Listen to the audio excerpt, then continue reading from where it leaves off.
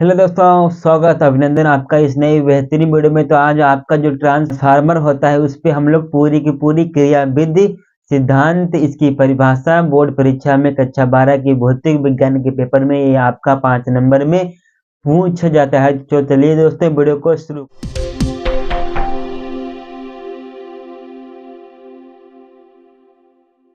आज सीखने वाले हैं कि जो आपका ट्रांसफार्मर होता है, आप लोगों ने खंबे पे, गांव में, शहरों में, महानगरों में, बहुत जगहों पे आप लोगों ने देखा होगा ट्रांसफार्मर। ट्रांसफार्मर ने सभी को देखा है और ये भी पता है कि ट्रांसफार्मर में तेल भी पड़ता है। ट्रांसफार्मर से ही हमारे गांव में बत्ती आती है, हमारे मोहल्ले में बत्ती आती है, हमारे खेतों में सिंचाई ट्यूबवेल के पास भी आपका ट्रांसफार्मर रखा होता है। आखिर क्यों है ये इतना इम्पोर्टेंट ट्रांसफार्मर? इसी ट्रांसफार्मर पे पूरी की पूरी जानकारी हम आपको यहाँ पे आज देने वाले हैं। तो सभी लोग इस वीडियो को बहुत बढ़िया तरीके से देखेंगे, अपने दोस्तों के साथ इसको शेयर भी करेंगे। अगर जिनको नहीं पता है ट्रांसफार्मर का उपयोग क्या है, यूज क्या है, और वो ट्रांसफार्मर को यूज करे जा रहे हैं, कक्षा 12 में है, और आपको उनको ये भी बताना है कि कक्षा 12 के इम्पोर्टेंट टॉपिक आपके जीनेस आल सब्जेक्ट चैनल पे कराने वाले हैं हमारे द्वारा ही। बहुत बढ़िया तरीके से इम्पोर्टेंट आपके हमने प्रश्नों को छांटा है, जो आपके पिछली 5 वर्षों में लगातार वो प्रश्न पूछे गए हैं। 1-2 नंबर वाले प्रश्न नहीं करे जाएंगे। एक नंबर वाला आपका बहुविकल्पी आएगा और 2 नंबर वाले आपके प्रश्न 1-2 घंटे की वीडियो आपकी बनेगी, उसको अपलोड कर दिया जाएगा 2 घंटे की वीडियो। उसी में आपके के पूरे 2 घंटे की वीडियो में आपके 2 नंबर वाले प्रश्न आपके हो जाएंगे और 5 नंबर वाले आपके इस एक टॉपिक से उठाए गए हैं। आपकी सीरीज पूरी की पूरी बन गई है, बहुत बढ़िया तरीके से बनवा दी गई है और आज ये आपका पहला ही वीडियो होने जा रहा है। मोस्ट इम्पोर्टेंट आपका टॉपिक है, 5 नंबर आपके पक्के करा के जाएगा ट्रांसफार्मर। तो सबसे पहले आपका ट्रांसफार्मर होता है, आपका जो वाइवा होता है, बाहर से एग्जामिनर साहब आते हैं, वो भी आपसे ट्रांसफार्मर के बारे में कुछ ना कुछ बताते हैं। अगर आप लोगों ने अपनी चैट में ट्रांसफार्मर बनाया है या उसके बारे में आप कुछ भी जानते हैं, तो अगर आप उनसे बोलेंगे कि सर हमने ट्रांसफार्मर बनाया है, आप हमसे ट्रांसफार्मर के बारे में कुछ भी पूछ लीजिए, तो वो आपसे पूछ लेंगे कि ट्रांसफर के कितने भाग होते हैं, ट्रांसफर के भैया जी कितने प्रकार होते हैं। तो हम आपको बता दें ट्रांसफर के 3 भाग होते हैं, प्रकार इसके भैया जी 2 होते हैं, ठीक। और ट्रांसफर को हिंदी में क्या कहते हैं, तो परिवर्तक, या ये आपका हिंदी का एक नाम है। दूसरा नाम क्या है, परिणामित्र, परिवर्तक, ये इसके 2 नाम है। इन 2 नामों से एक एग्जाम्पल एमसीक्यू आपका बोर्ड परीक्षा में बनता है। फिर उसके बाद आपसे पूछा जाएगा कि अभी हम आपको ये जितने भी वाइवा वाले क्वेश्चन है इसी वीडियो में लपेट देंगे, ठीक। लास्ट में कहते हैं उनको भी रख लिए हैं, ठीक। अब सबसे पहले देखेंगे कि ट्रांसफार्मर क्या होता है, ट्रांसफार्मर की परिभाषा क्या है, ट्रांसफार्मर से आपको आशय क्या है, ट्रांसफार्मर किसे कहते हैं। तो अगर ये आपसे प्रश्न पूछे तो आपको क्या है बताना, तो आपको सीधा साधा आंसर उनको बताना है कि ट्रांसफार्मर विद्युत का एक ऐसा साधन है, मतलब कि विद्युत का मतलब है यहाँ पे बिजली जो आपके घरों में आती है। तो ट्रांसफार्मर विद्युत का एक ऐसा साधन है जिसके द्वारा प्रत्यावर्ती वोल्टता को, यहाँ पे प्रत्यावर्ती का मतलब क्या है, एसी, यहाँ पे एसी विद्युत ट्रांसफार्मर में आपके एसी ही करंट सप्लाई होता है, डीसी करंट आपका सप्लाई नहीं होता है। तो प्रत्यावर्ती वोल्टता को आप वोल्टेज भी लिख सकते हैं आराम से, कोई भी दिक्कत नहीं होगी। तो प्रत्यावर्ती वोल्टता को कम या ज्यादा करने के लिए इसका प्रयोग किया जा सकता है या किया जाता है। तो विद्युत ट्रांसफार्मर विद्युत का वह साधन है जिसके द्वारा प्रत्यावर्ती वोल्टेज को कम या ज्यादा किया जा सकता है, मतलब कि विद्युत का एक ऐसा साधन है जिसके द्वारा एसी करंट को कम या ज्यादा किया जा सकता है, उसको हम ट्रांसफार्मर कहते हैं ठीक कोई बात नहीं, कह दीजिए, हमने कब मना किया। अब एमसीक्यूज में एक प्रश्न और आता है कि ट्रांसफार्मर किस सिद्धांत पे कार्य करता है। तो ट्रांसफार्मर आपका अन्योन्य सिद्धांत पर कार्य करता है। किस पे? अन्योन्य सिद्धांत पे ये आपका कार्य करता है। तो अब आप कभी भी नहीं भूलेंगे कि ट्रांसफार्मर किस सिद्धांत पर कार्य करता है। ये आपका अन्योन्य सिद्धांत पर कार्य करता है। तो आप यहाँ पे देखेंगे सिद्धांत में क्या लिखना है। जिस प्रकार हम आपको यहाँ पे लिख कर देंगे, आपको उसी प्रकार बोर्ड परीक्षा में अपनी कॉपी में कतई छाप के आना है। कोई भी नंबर न काटे साहब आपका। तो ट्रांसफार्मर अन्योन्य प्रेरण के सिद्धांत, क्रिया पे नहीं सरकार, अन्योन्य प्रेरण के सिद्धांत पर कार्य करता है। यह प्रत्यावर्ती धारा के साथ ही कार्य कर सकता है, दिष्ट धारा के साथ नहीं। दिष्ट धारा यहाँ पे किसको बोला गया है? तो दिष्ट धारा आपको डीसी करंट को बोला गया है। तो मान लीजिए ये आप मानना नहीं है, ये आपका काम ही नहीं करेगा। ये आपका एसी के साथ काम करेगा, डीसी के साथ ये आपका काम नहीं करेगा। फिर उसके बाद ट्रांसफर के प्रकार कितने होते हैं? तो कार्य के आधार पर ट्रांसफर के 2 प्रकार होते हैं। कितने? कार्य के आधार पर ट्रांसफर के आपके 2 प्रकार होते हैं। कौन कौन से? उच्चाई ट्रांसफर, अपचाई ट्रांसफर। तो भैया जी कार्य के आधार पर ट्रांसफर कितने प्रकार के होते हैं? 2, उच्चाई ट्रांसफर, अपचाई ट्रांसफर। तो उच्चाई ट्रांसफर में क्या है? तो उच्चाई, मान लीजिए पहले इसमें लॉजिक को समझना है। जब तक आप इसमें भौतिक विज्ञान में लॉजिक को नहीं समझेंगे तो आप सैकड़ों परिभाषाओं को याद करेंगे।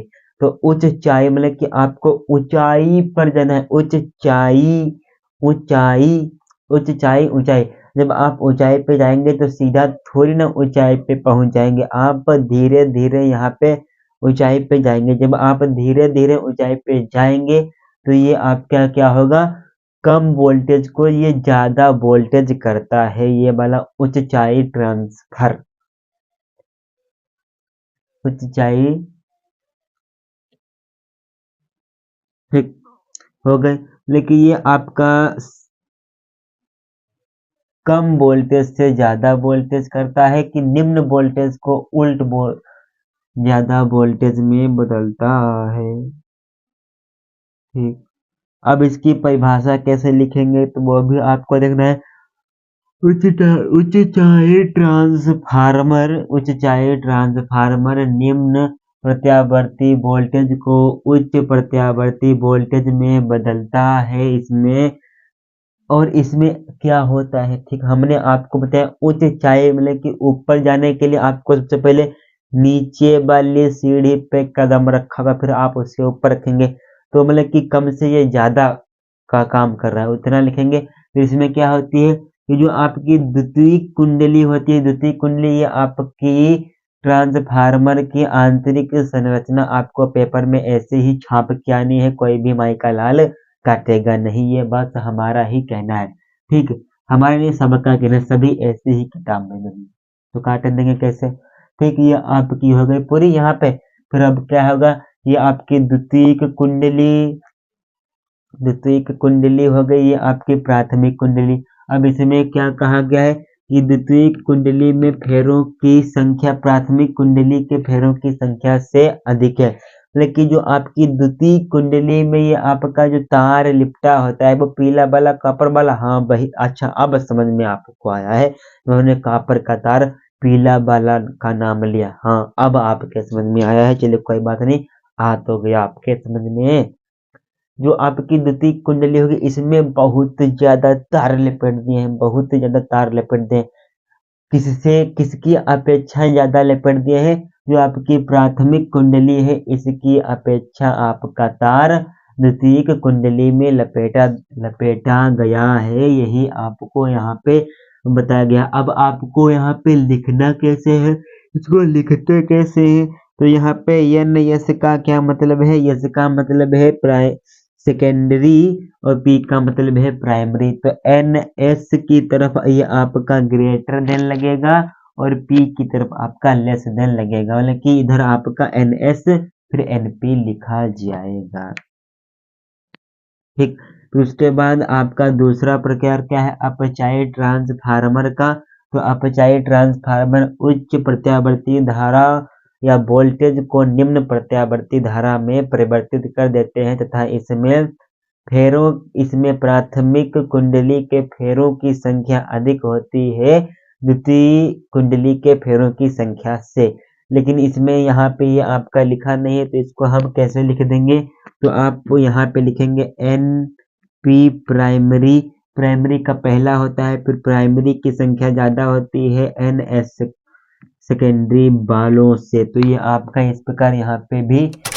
अब आप यहाँ पे देख लीजिए, अब मात्र 2 ही हेडिंग आपकी बची है। एक आपका बहुत मस्त हेडिंग, बहुत शानदार, बहुत जानदार हेडिंग है। तो अब इसे में क्या सीखने वाले हैं, जो आपका ट्रांसफार्मर होता है, ट्रांसफार्मर की बनावट सीखने वाले हैं। फिर इसकी कार्य विधि, इसका यूज हम किस लिए करते हैं, वो भी हम यहाँ पे आज सीखने वाले हैं। तो सबसे पहले आप लोग यहाँ पे इसकी क्या सीखने वाले हैं, बनावट। ये बना कैसे कैसे होता है, जो आपका ट्रांसफार्मर होता है वो आपका बना कैसे होता है।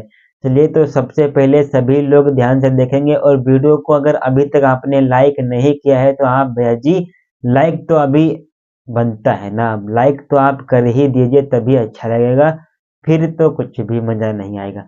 तो सबसे पहले देखेंगे कि ट्रांसफार्मर की बनावट, ट्रांसफार्मर बनाया कैसे जाता है। तो आप यहाँ पे देख लीजिए, लिख दी गई हिंदी आपकी है बहुत बढ़िया तरीके से। ये आपका प्राथमिक सेल है, ये आपका द्वितीयक सेल है, आपका पुराना वाला ही फिगर है। तो यहाँ पे लिखेंगे ट्रांसफार्मर में नर्म लोहा क्या होता है, मान लीजिए आपका सिलिकॉन है, आपके IIT JEE की किताब में सिलिकॉन नर्म लोहे को वहां पे बताया गया है। तो चलिए, तो आप यहाँ पे नर्म लोहा ही लिखेंगे, किसी लोहे का नाम न रख दें, नर्म लोहा है तो नर्म ही रख देते हैं, चलिए कोई बात नहीं। फिर उसके बाद ट्रांसफार्मर में नर्म लोहे की पत्तियों को एक के ऊपर एक रख कर आयताकार, ये आपका आयत वाला है कि नहीं, आयतकार है। तो यहाँ पे ये आपको लाइनें भी दिख रही, हाँ, इनके तरह ऊपर एक के ऊपर एक, एक के ऊपर एक, ये आपकी पत्तियां रखी गई हैं, ठीक। क्रोड बनाते हैं तथा तांबे के तार को कई फेरों में लपेटकर 2 अलग अलग कुंडलियां बनाते हैं, मतलब कि ये आपका एक आयताकार हो गई। इसमें नर्म लोहे की पत्तियों को क्रेड में सजाकर आयताकार में रखा गया है। फिर उसके बाद इसमें तांबे के तार को 2 कुंडलियों के साथ लपेटा गया है। तो एक कुंडली का नाम यहाँ पे प्राथमिक हो गया, दूसरी का नाम द्वितीयक हो गया। और प्राथमिक कुंडली में AC को प्रवाह कहा जाता है, AC से 2 जोड़ दिया जाता है, मतलब कि पहली वाली में, ये आपकी पहली वाली है, इस कुंडली में भैया जी AC करंट को जोड़ दिया गया। AC करंट को क्या बोलते हैं, AC को प्रत्यावर्ती धारा बोलते हैं। AC करंट को जोड़ दिया गया है, और इधर से आपका करंट बाहर निकलेगा, और शाबाश, ये आपका करंट इधर से बाहर निकलेगा, इधर से, सबकी इधर से, ठीक। ये आपका हो गया पहली, ये ही आपकी बनाने की विधि। इतना लिख के आएंगे, किसकी मजाल जो आपका कर दे ट्रांसफार्मर की विधि। फिर उसके बाद कार्य विधि पे बात करने वाले, तो कार्य विधि क्या है, इसका कार्य क्या होता है। तो कार्य विधि, जब प्राथमिक कुंडली को एक प्रत्यावर्ती स्रोत से जोड़ दिया जाता है, मतलब कि प्रत्यावर्ती, इससे जो आपका AC से इसको जोड़ा जाएगा, फिर क्या होगा, जोड़ दिया जाता है तथा धारा प्रवाहित करते हैं, तथा और धारा भी प्रवाहित करते हैं। चलिए, यह आपकी धारा ही प्रवाहित हो रही है। तो प्राथमिक कुंडली के चुंबकीय फलकस में, तो प्राथमिक कुंडली के चुंबकीय फलकस में परिवर्तन होता है, चलिए परिवर्तन भी हो जाता है। चलिए, उसके बाद जिसके कारण द्वितीयक कुंडली में भी एक प्रेरित विद्युत बाह्य बल उत्पन्न हो जाता है, जिससे प्रेरित धारा उत्पन्न हो जाती है, ठीक। ये आपका हो गया। अब ये आपका आखिरी पॉइंट क्या बचा है, इसका सूत्र क्या होता है। तो सूत्र होता है BP बटे में BS। उसके बाद यहाँ पे ये आपका बराबर भी लगे NP बटे में NS। ये आपका पूरा, कब तक ले, जय हिंद, जय भारत, वंदे मातरम, जय हिंद।